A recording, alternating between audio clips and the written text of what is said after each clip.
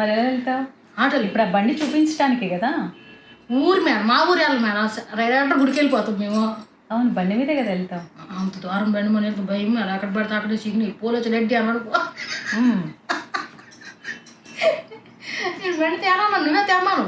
నీకు రూపం ఎక్కువైపోతాను, బండి కొనం గొప్ప అయిపోతాను. బండి లైసెన్స్ అన్నీ ఉన్నాయి కదా, కొత్తదే కదా.